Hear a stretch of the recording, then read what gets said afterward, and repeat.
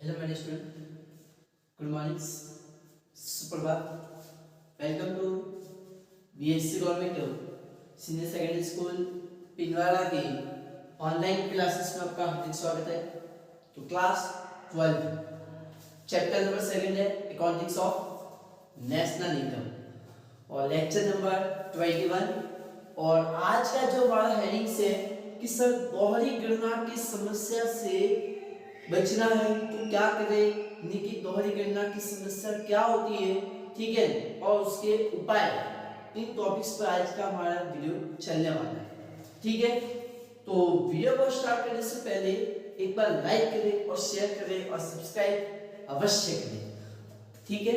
और किसी भी प्रकार का कोई भी डाउट है, कोई क्वेश्चंस वगैरह है तो मुझे बताना है, मुझे व्हाट्सएप करना है। आपकी स्क्रीन पर मेरा व्हाट्सएप नंबर आ चुके हैं, तो वहां से आप उस नंबर पर मुझे मैसेज कर देना, तो मैं वहां पर आपके डाउट को सॉल्यूशन करवा सकूं। ओके, चलेगा।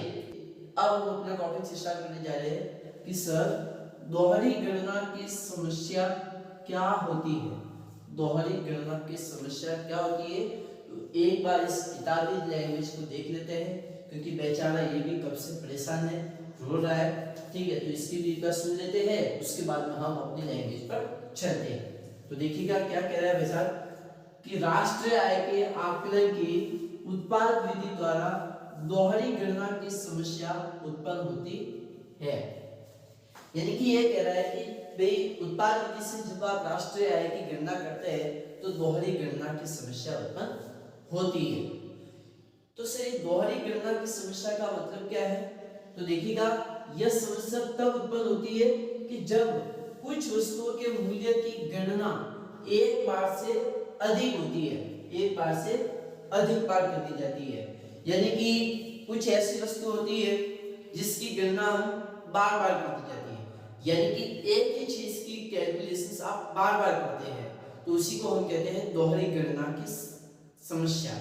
उसी को हम क्या कहते हैं, दोहरी गणना की समस्या। अब क्या सर हम ऐसा पागल है जो एक ही चीज की हम बार बार कैलकुलेशंस करेंगे? तो सर ऐसा कब होता है, दोहरी गणना की समस्या कब उत्पन्न होती है? तो देखना ऐसा तब होता है कि जब हम अंतिम वस्तुओं तथा मध्यवर्ती वस्तुओं में भेद करने में असफल होते हैं।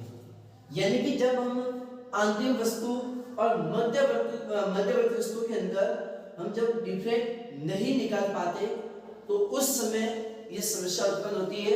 यानी कि उस समय हम अंतिम वस्तु को भी जोड़ते हैं और मध्यवर्ती वस्तु को भी जोड़ देते हैं, तब जाके ये दोहरी गणना की समस्या उत्पन्न होने लगती है।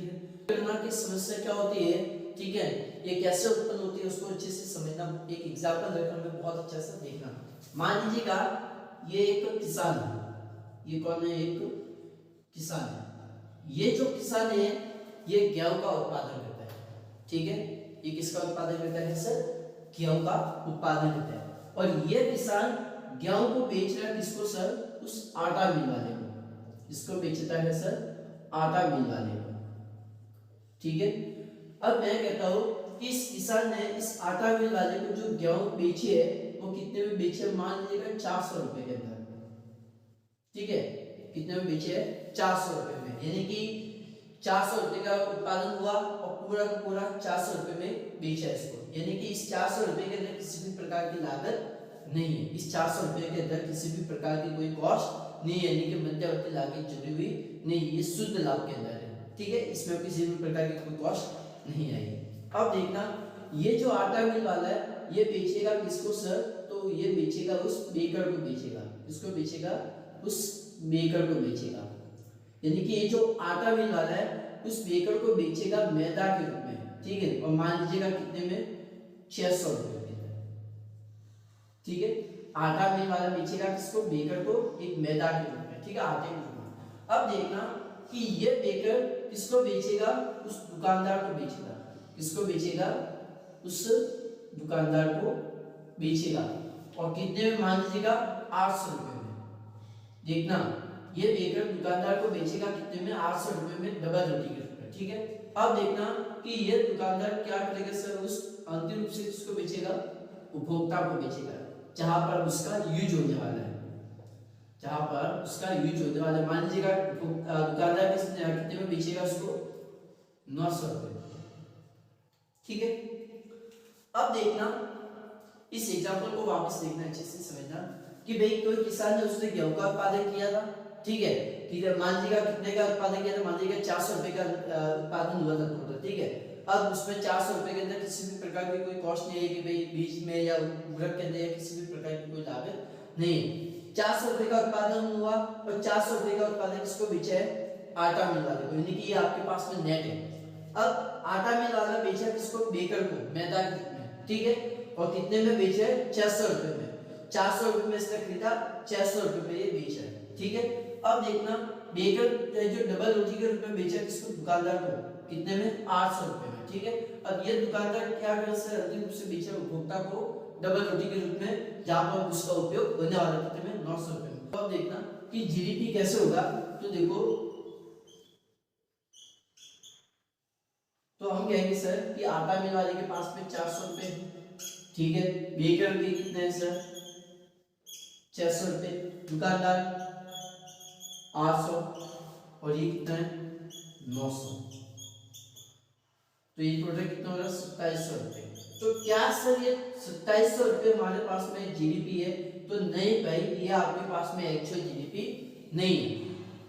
अब सर ये एक्चुअल जीडीपी क्यों नहीं है, एक्चुअल जीडीपी क्यों नहीं है, क्या कारण है, तो देखना उस कारण को बहुत अच्छे से समझना।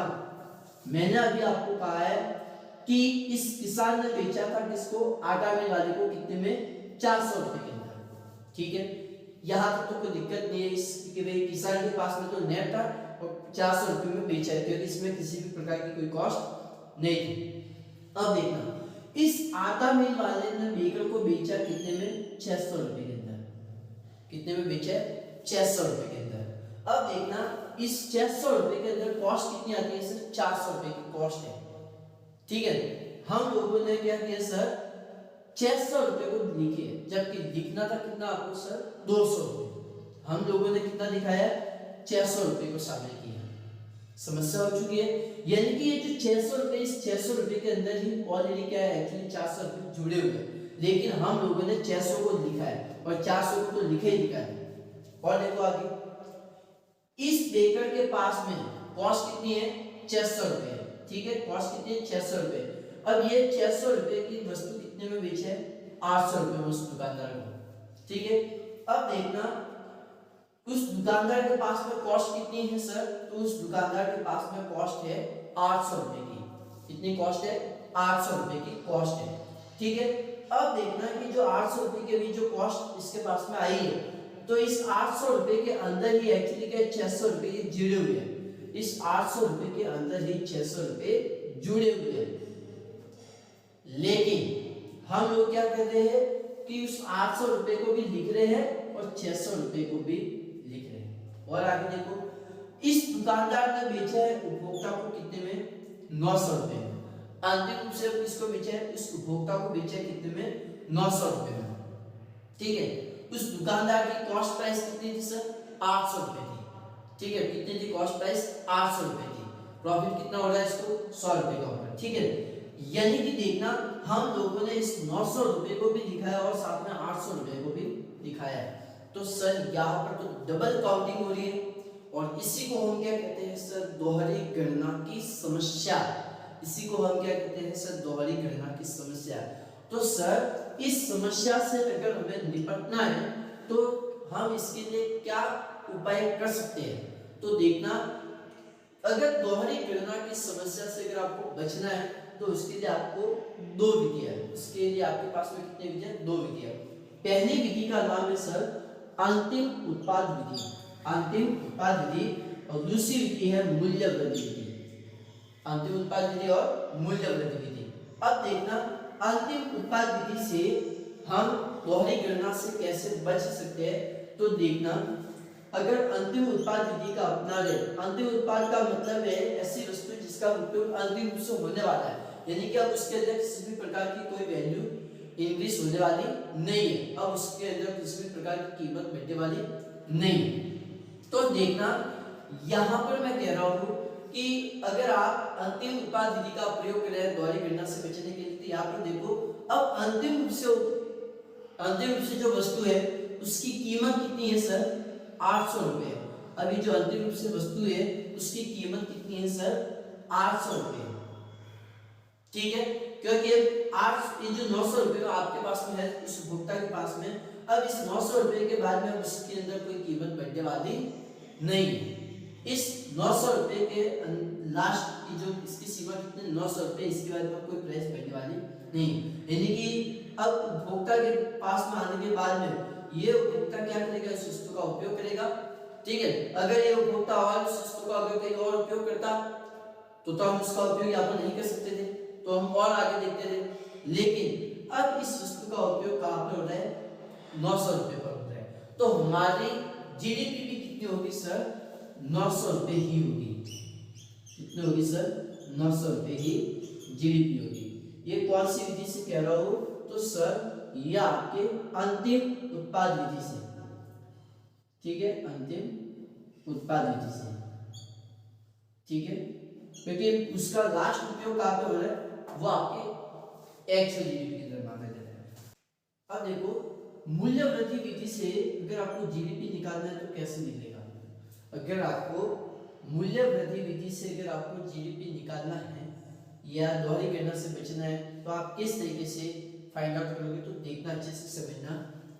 इस किसान ने उस आटा मिल वाले को गेहूं बेचे कितने में, 400 रुपए। इस 400 रुपए के अंदर किसी भी प्रकार की कोई कॉस्ट नहीं थी, इस 400 रुपए के अंदर कोई लागत नहीं थी, ये 400 रुपए पूरा का पूरा क्या आपके लाभ ही था। ठीक है, तो ये लीजिएगा 400 रुपए का लाभ।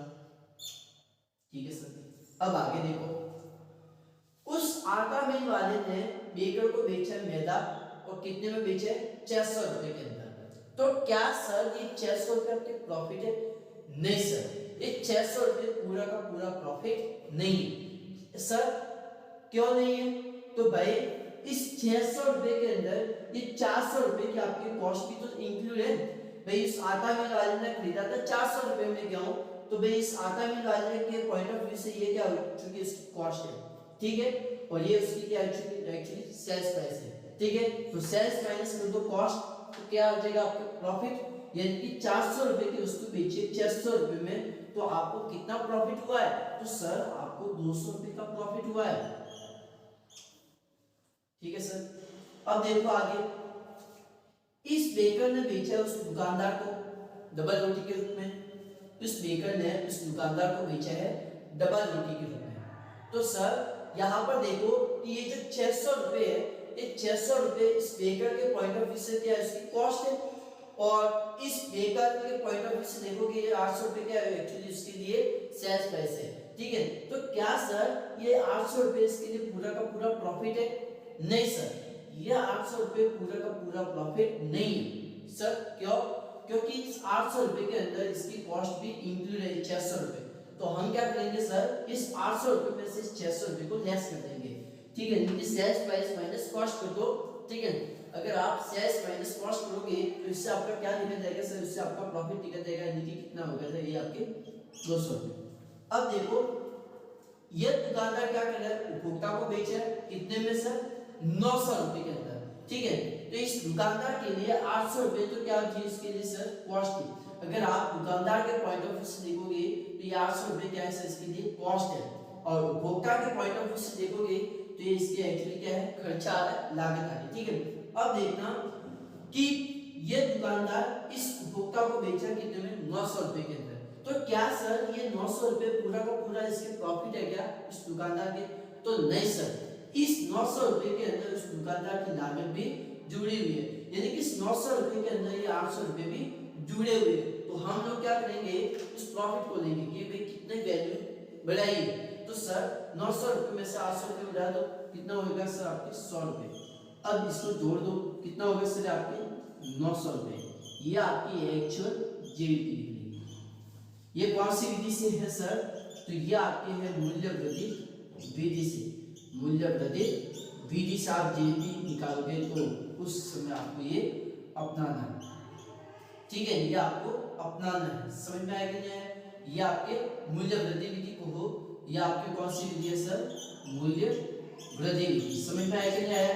तो इस दोनों विधि से आपके एक्चुअली यानी कि कुल उत्पाद विधि, सॉरी अंतिम उत्पाद विधि और मूल्य वृद्धि, इन दोनों विधि से आप दोहरी गणना से बच सकते हैं। इन दोनों विधि से आप अपना सकते हैं। इन दोनों से आपके एक्चुअली जीडीपी क्या आ जाएगा? समझ आएगा। अंतिम उत्पाद में आप देखोगे कि उस वस्तु का अंतिम रूप से उपयोग कहाँ हो रहा है, वहां पर उसकी जीडीपी होगी, ठीक है। और मूल्य वृद्धि विधि के अंदर देखो कि भाई कहाँ कहाँ पे प्राइस चेंज हो रही है और कितनी कितनी चेंज हो रही है, उसका टोटल कर दो, तो वो आपके दोहरी गणना से बचने का उपाय है, ठीक है। तो ये आपको मैंने बता दिया कि दोहरी गणना की समस्या क्या है और उससे कैसे बचा जाएगा, ठीक है। नेक्स्ट अगले एक्सरसाइज के अंदर मैं आपको न्यूमेरिकल कुछ चीज बताऊंगा इसमें कुछ, ताकि आपका ये विधि क्या हो जाएगी, एकदम परफेक्ट हो जाएगी। क्लियर है? Okay bye. तो वीडियो को लाइक करें, शेयर करें, सब्सक्राइब करें और कोई डाउट हो तो मुझे कमेंट करके बता दें। Okay bye.